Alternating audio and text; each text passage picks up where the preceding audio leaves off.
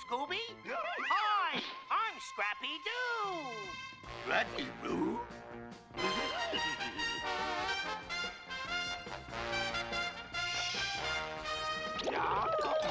Let me at him! Let me at him! Let me at him! Let me at him! Scooby, Scrappy Dappy Doo. Scooby, Scrappy Dappy Doo! Scooby, Scrappy Dappy Doo. Ta-ta-ta-ta-ta! Puppy power! Scrappy Doo? Uncle Scooby? Scrappy Dappy Doo! Scooby-Dooby-Doo? Hello again, my meddling Scooby Doo fans, and welcome to another review into the world of Scooby Doo. So in my last video, we continued my reviews of Scooby Doo and Scrappy Doo with a review of Season 1, Episode 10 of Scooby Doo and Scrappy Doo. I hope you guys enjoyed that. We talked about how it was a pretty disappointing below-average episode due to the fact that the mystery was very poorly executed, the villain was weak, the motive was quite boring and generic, and there was a very non-existent atmosphere. But of course today, I'll be covering Season 1, Episode 11 of Scooby Doo and Scrappy Doo, titled When You Wish Upon a Star Creature, which was released on December 1st, 1979. The short synopsis of the episode is, when Professor Spaulding of Greenfield Observatory discovers a new star, it doesn't take long before the star creature comes to frighten everyone off. So as per usual, I'll be watching Season 1, Episode 11 of Scooby Doo and Scrappy Doo on Scooby Doo and Scrappy Doo, the complete Season 1 DVD. This DVD has every episode of Season 1 of Scooby Doo and Scrappy Doo. It does not have Seasons 2 to 4. So if you want those episodes, unfortunately you're not going to get those on this DVD.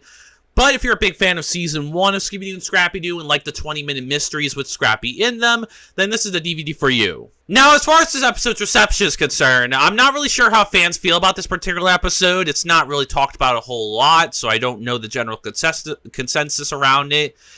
But it is a very noteworthy episode for one reason, and that's because this is Pat Stevens' final time voicing Velma in a TV episode form. She does come back and voice Velma one more time in Scooby-Doo Goes Hollywood, the TV special, but this is essentially Pat Stevens' final time voicing Velma in the TV episodes format, in the TV space, basically, other than the Scooby-Doo Goes Hollywood special, which I'll cover in a later video when that happens. But yes, this is Pat Stevens' final episode as Velma, and there's a lot of different reasons given for why Pat Stevens left the role after 11 episodes, but the main consistent reason I found is that Pat Stevens was not happy with the direction that the show was going. Not just for the gang as a whole, but for her character of Velma. Like, she didn't really like that Scrappy was given more attention, her character wasn't really given much to do, and that the rest of the gang were kind of being sidelined for Scrappy.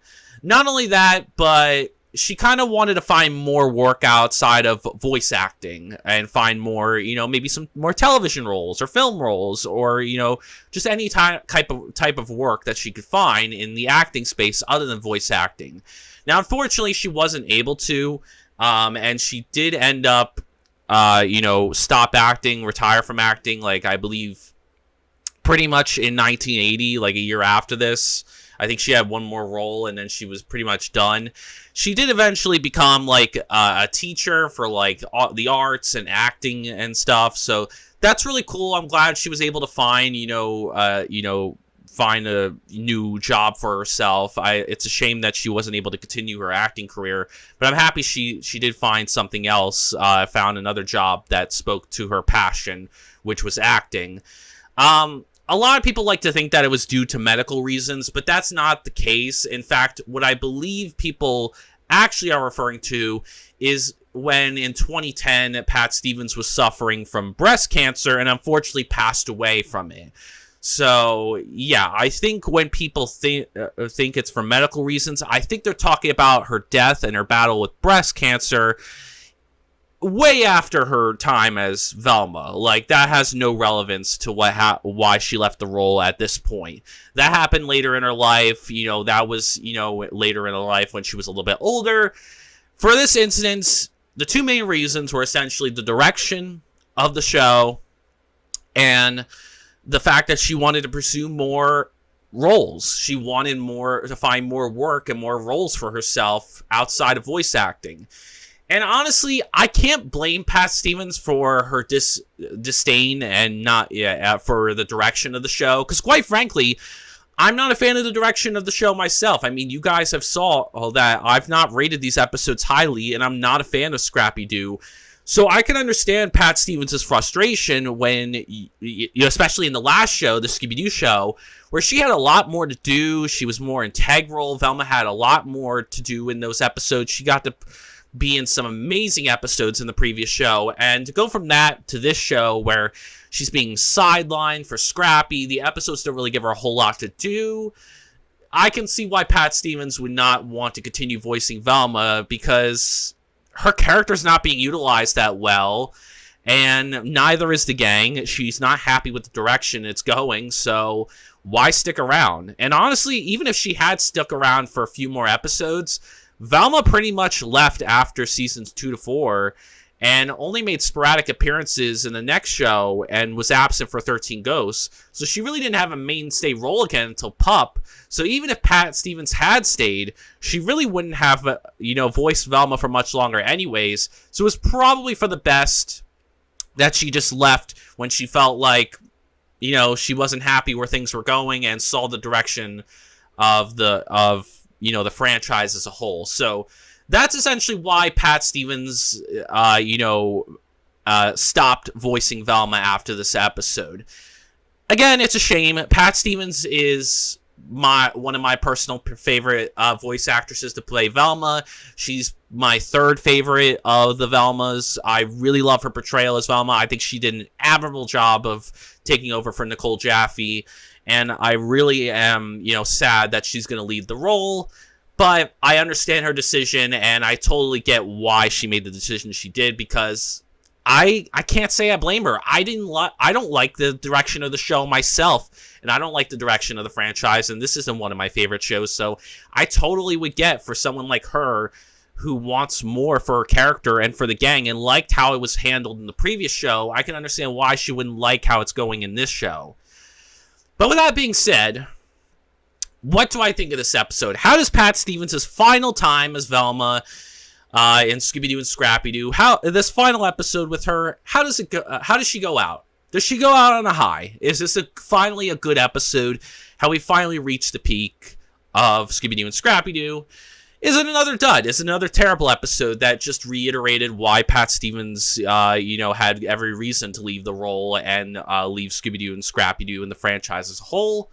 Or was it a pretty average or mediocre ending to Pat Stevens' time as Velma?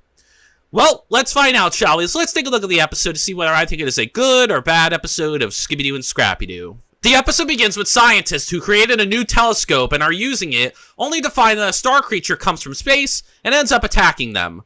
While the gang is driving, they end up having a flat tire. When Scrappy, Scooby, and Shaggy are fixing the tire, the star creature attacks them. And we get a pretty funny scene of Shaggy being impersonating a maid to get Scooby and Scrappy out of their bind because they're being attacked by the star creature. And it's quite funny and quite comedic, and one of the probably the highlight of the episode for me. Excuse me, sir. I'm from the $1-a-day rent-a-maid service, here to show you a sample of our work. We hear you're new in town, sir, and might need our services. Oh, dear, dust everywhere. Lucky we made it in time, sir. Now, just a little dust here, and a little dust there. On second thought, we don't do windows. Running away, they find the rest of the gang, saying that they need to go to Star Laboratory, and arriving at Star Labs, they find the star creature, and several times they see it, and it ends up chasing them. Eventually, Scooby and Scrappy run off into the woods finding a bear, and the bear attacks them, but they run back to Star Labs.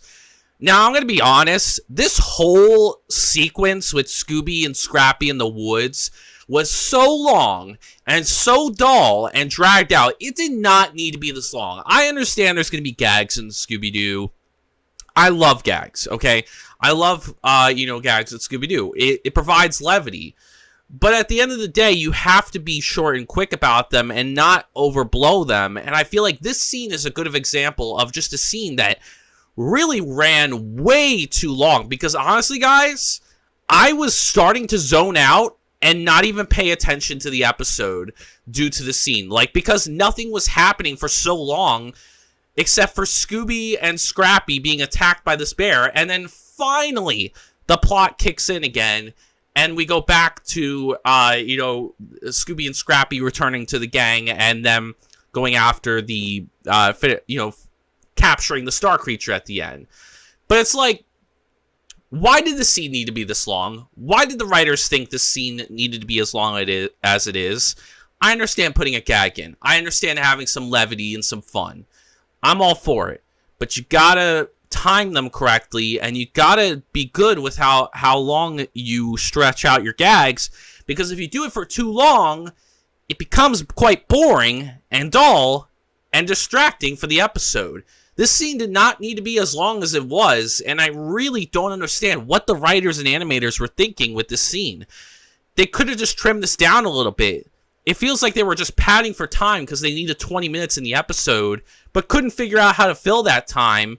So they just end up filling it with a really long gag scene of Scooby and Scrappy in the running in the woods being attacked by a bear. And it had nothing to do with the episode. It really detracted from the episode and made me, quite honestly, zone out for that portion of the episode. And it really showcased how dull the episode was getting. And I was just like, I was tapping out.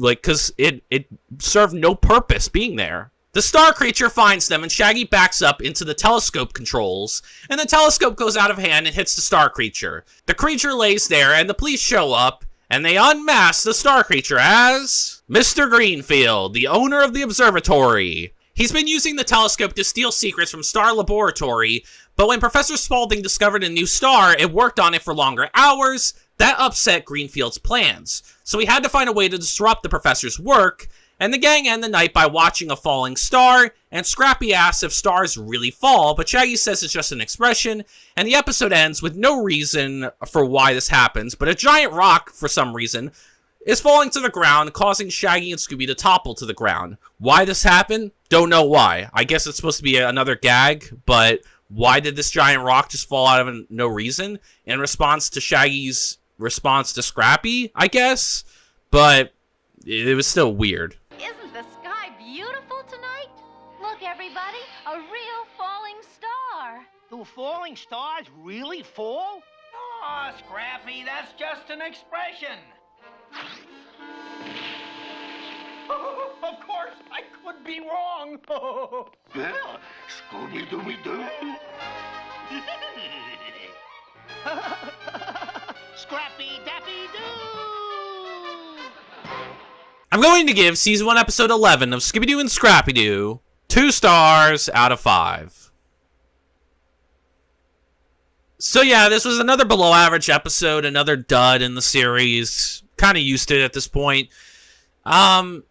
It was like pretty dull below average episode. It was bordering on bad territory. But it's not the worst episode in the world. It's just quite a dull episode at points, and it has some decent aspects to it and some decent ideas that could have made it better than it was. But I think ultimately this was just a very dull, below-average episode. Not really a strong, episode. And I could see why after this episode, Pat Stevens would want to step down from Velma, because at this point, we've gotten no good quality episodes, and it just keeps going downhill, and it's not really gone up in any sort of way. And yeah, this episode is another example of that. It just wasn't that great of an episode. It had its moments, but overall, it was a very, very dull, below-average episode that had moments and of potential, but unfortunately, they were not executed as well as they could have been. So before I get into the negatives of the episode and what brings this episode down to a below average rating, I'll get into the positives of the episode and the stuff that I do actually like in the episode. So starting with the positives, my first one is I think Shaggy was good in this episode. He felt like his usual funny, cowardly self. I felt like he was the only member of the gang that had some good moments. I liked his little humorous scene of dressing up as the maid to fool the star creature and and save Scooby and Scrappy. And I think he had a couple moments of nice little, funny little lines. And he felt like his usual funny, cowardly self. He had moments of cowardice. I felt like Shaggy overall fulfilled his basic role in this episode. He did what he needed to, and that's all. That's all I need from him. He fulfilled his basic role, and I felt like he did a good job in this episode. He was really the only member of the gang that I thought was pretty good and fulfilled their basic role, and did what they had to in the episode, and was at least somewhat entertaining. Then we have the villain of the episode, who I thought was good as well. So the main villain of the episode is, of course, the Star Creature. The Star Creature is not particularly scary or creepy in my mind. There's nothing particularly scary or creepy about him at all. He does nothing really scary or creepy in the episode, but he is decently entertaining. I did find him decently entertaining at times throughout the episode, and I thought he had a pretty cool design. I liked his reflective design. Like, I felt like he was kind of a unique villain with his design. I felt like the animators did a good job with the Star Creature and making him look kind of cool, and having a bit of a decently entertaining presence. He's not one of the better villains in the Scooby Doo franchise. He's not going to be in like my top 10 or anything. Like, he's not an amazing villain by any means, but I feel like overall in the episode he's in, he's not that bad. He's like decently entertaining. He has his moments. I felt like he's not too bad in this episode. Mainly it's due to the fact that I just like his cool design. I felt like he was pretty unique in his design and the way he looked. And I thought he was decently entertaining, and he fit in with the setting of the episode. So overall, I thought the villain was decent enough. Like, not bad, not good. They were decently good enough, and we're all right. They had some good aspects to them.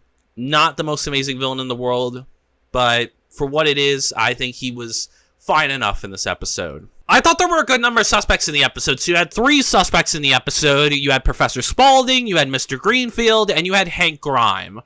Now, they were all equally suspicious. They all did fulfill their basic role. They all did what they had to. I felt like there was a good pool of suspects to choose from. You didn't know who it was. And I think overall, like, there's 1 villain, 3 suspects. That's a nice pool to guess from, and I felt like they did a pretty good overall in the suspect department and making each individual man suspicious. And my final positive is that I found the setting of the episode to actually be pretty good. So I actually liked Greenfield Observatory because it was a new, unique setting for Scooby Doo. We hadn't really had an observatory as a setting before, so I thought that was like a nice, cool setting that we haven't really explored before, and I thought it was a neat idea to explore for a Scooby Mystery. So I did like the setting of Greenfield Observatory. I thought it was pretty cool. I liked the set pieces we got to explore in the setting, and I thought Star Labs was overall fine. Like, it was nothing amazing or anything, but it was good enough for what it was. But really, the main setting was Greenfield Observatory, and I felt it was pretty cool. I felt like it felt like an observatory, and I felt like they really captured the setting well. So I like it because it's unique and because we get to explore cool little set pieces in the setting. But that's all I got for positives, so I think it's about time we get on to the negatives of the episode and what brings this episode down for me. So starting with the negatives, my first one is I think Fred, Daphne, Velma, and Scooby were all weak in this episode. So when it comes to Fred, I didn't really get the sense that he was a leader in this episode. I don't feel like he fulfilled his basic role as a leader. I don't think he created any cool traps in this episode. He didn't really set up a cool trap in this episode. The Star Creature was just kind of captured by happenstance by the telescope, so he didn't really create any cool trap in this episode at all. And he didn't find any help piece together the clues to find any clues or help piece together the clues to help solve the mystery. So yeah, Fred didn't really fulfill his basic role or do anything noteworthy in this episode. Daphne, same drill. She didn't really find any major clues, didn't really help piece together the clues to help solve the mystery, wasn't a leader, wasn't cowardly or comedic. She was just kind of there and didn't really fulfill any major role in the episode, in my opinion. Velma, same situation. I didn't really feel like she fulfilled her basic role of helping to piece together the clues to help solve the mystery. I don't feel like she was a leader in this episode. which is a shame because this is Pat Stevens' final episode, and she really didn't make that much of an impression in this episode. So with that in mind, I could see why she left, because this was not a good final performance for her in the franchise as a whole and in this show. And Scooby didn't really fulfill his basic role either. I didn't really get the sense that he was his usual funny, cowardly self. He didn't really have moments of humor throughout this episode. I don't really find that bear scene to be kind of humorous. I find it very dull and drawn out and very long. Like I said in my review, it was unnecessary, and I don't think it needed to be that long. And yeah, he wasn't really particularly funny in this episode, and I don't think he really felt too cowardly in this episode. It just kind of felt like Scooby really was just kind of there, either looking after Scrappy or just, basically paid more attention to Scrappy because Scrappy was being a nuisance, and not really focused on, his usual role of either being funny or cowardly. He kind of was just there being like the guardian, which, yeah, it really isn't a good role for Scooby, and I much prefer when he's his usual funny, cowardly self, and he has some things to do rather than just kind of worrying about Scrappy for the entire episode. So yeah, overall, besides Shaggy, I felt the majority of the gang just were all weak in this episode. They didn't fulfill their basic roles. They were kind of just there, and it was mainly just not a good outing for most of the gang in this episode. Then we have Scrappy. Scrappy was his usual annoying self. Nothing new with him in this episode. He just kept running off. He wouldn't stay in one place. He wouldn't stay with the gang or with Shaggy and Scooby. He constantly kept running off, getting Shaggy and Scooby into terrible situations. He would not stay put, and he kept beating up innocent people. Yes, he did beat up the Star Creature in one scene and did find technically a clue, but it's not good enough. Okay, it was one good thing he did, but it was overshadowed by annoying shit that, annoying Scrappy shit covered that one good scene. The one time where I actually was okay with him beating up someone was with the villain, because he deserves it. But other than that, he's just beating up random innocent people, and I'm not cool with that, because you don't have any evidence that you're that they're the villain. He's just attacking them because he thinks he's they're the Star Creature, and just keeps running headfirst into situations. And I don't like that. Yeah, it was great that he finally actually beat up the villain for once in costume, beat up the Star Creature and got a clue. And I almost gave him credit for that, but the problem is that all that other shit he was doing throughout the episode, this annoying shit of constantly running away, and getting Shaggy and Scooby into dangerous situations, beating up civilians or even suspects with without any, knowledge that they're the villain. He's just kind of beating them because, they might be the Star Creature, rather than just waiting until they have all the facts together and then capturing the Star Creature. So yeah, Scrappy, he did one good thing in this episode, but that's not enough to save his character for me. I'll give him credit for that clue and beating up the villain, beating up the Star Creature in that one scene.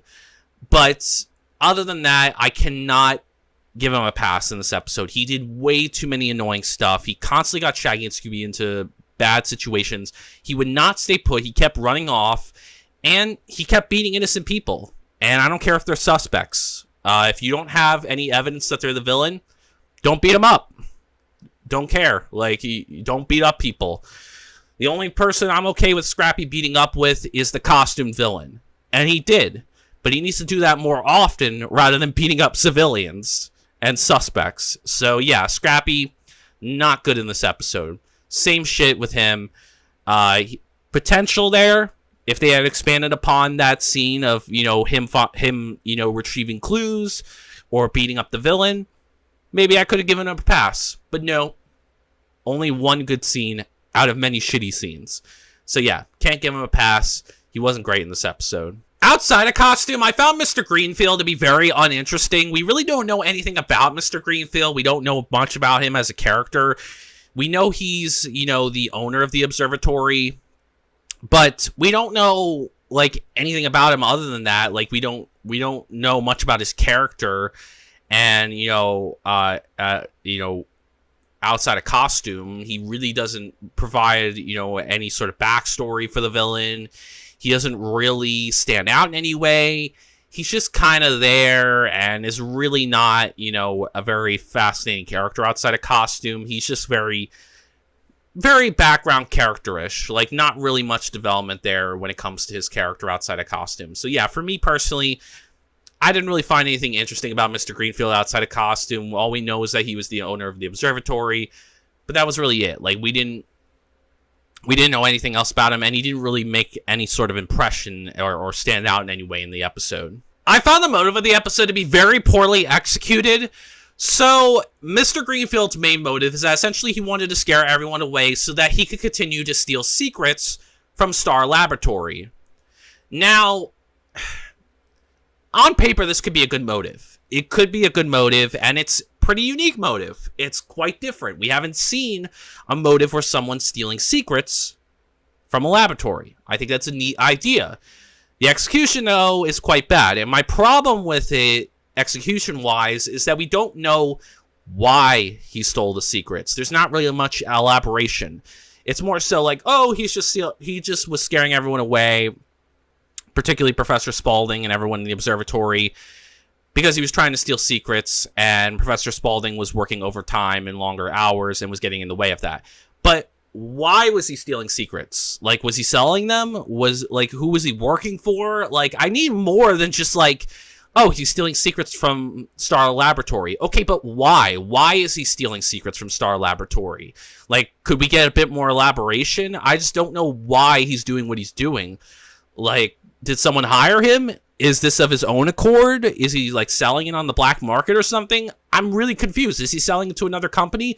What is his end game? What is his goal? Why is he doing that?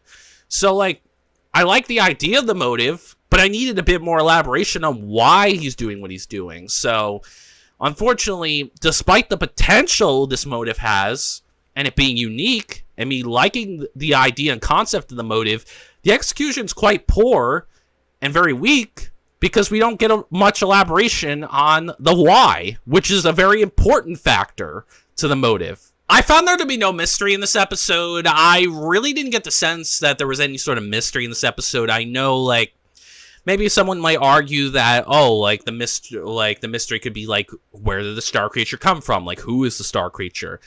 And sure, you could argue that, but I didn't really get the sense of that in this episode, and I think it's because the answers we get at the end are quite unsatisfying, and because, quite frankly, the episode doesn't really do enough for me to ponder those questions. I'm not really asking any sort of questions. Like, the gang are just kind of going to the observatory, they see people running, and they just decide to barge in and figure out what's going on, and, solve the mystery, because what else are they going to do?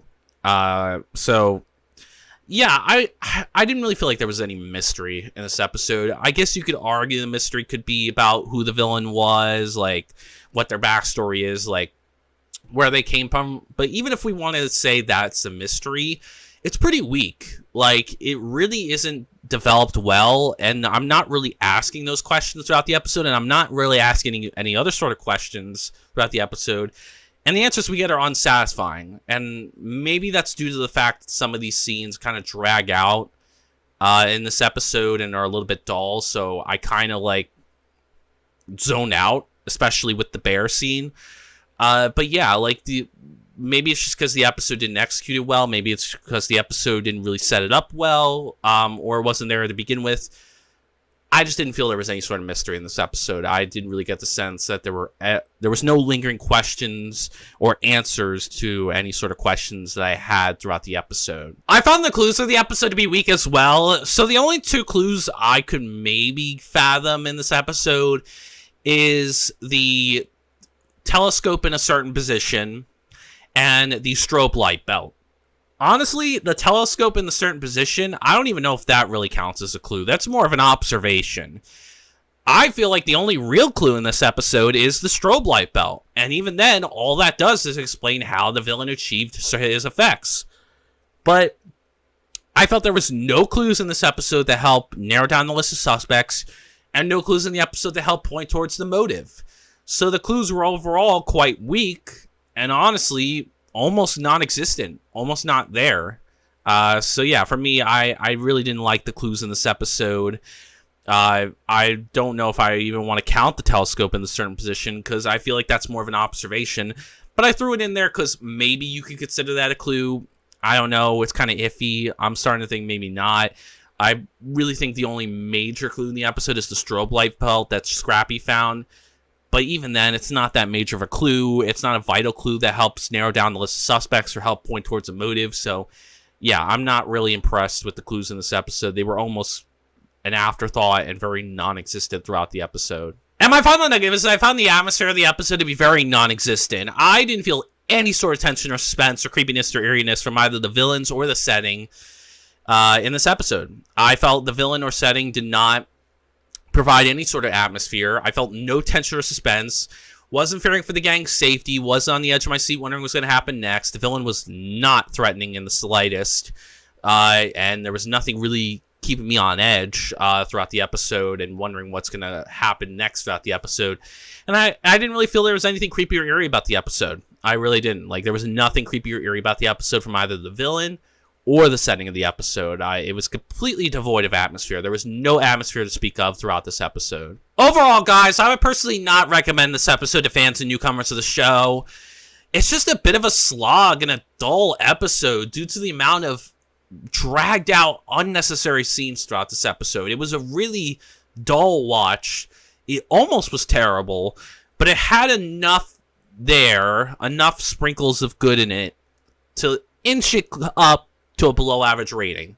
But it was really close to a terrible rating. Like, it was really close to a 1-star rating, and it was not a good episode at all. It was way too dragged out. It was a quite a bit of a slog to get through. It was very dull. I really wasn't engaged throughout the episode. It was not one of the better episodes of the series, and it did not change the series in a good direction. It just continued the trend of terrible episodes, and this was a very disappointing and very poor finale for Pat Stevens as Velma, and I think that's a shame.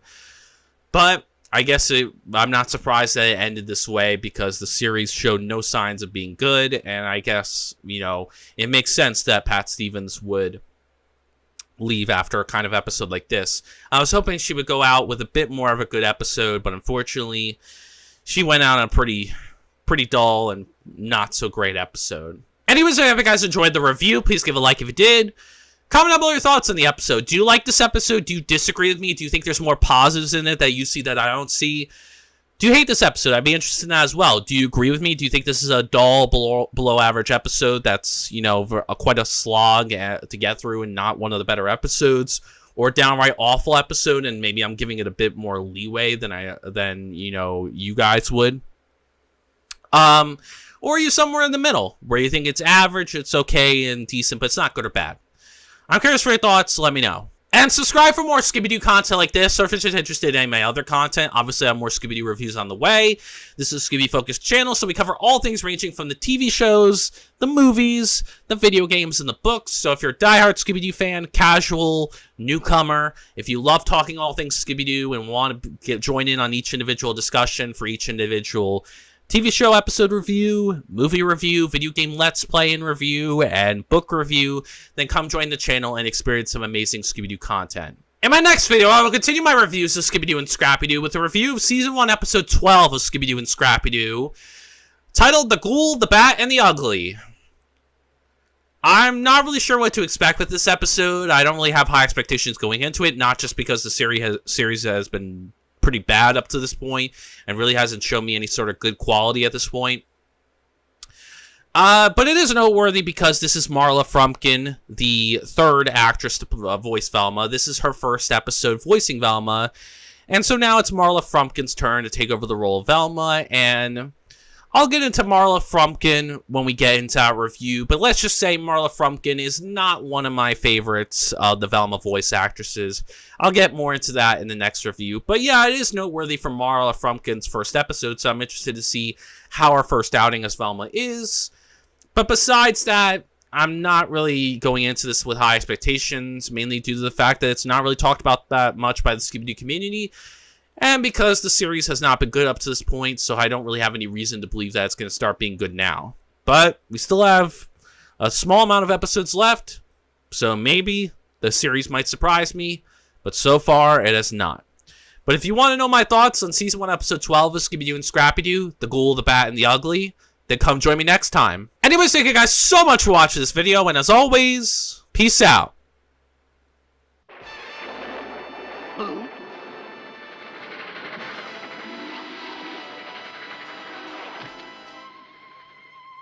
Uncle Scooby? Hi, I'm Scrappy Doo. Scrappy Doo?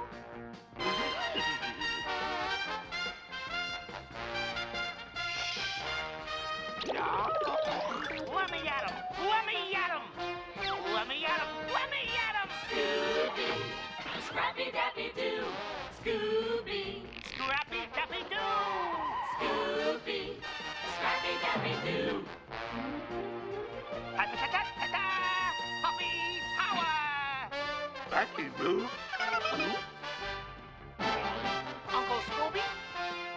Scrappy Dappy Doo! Scooby Dooby Doo?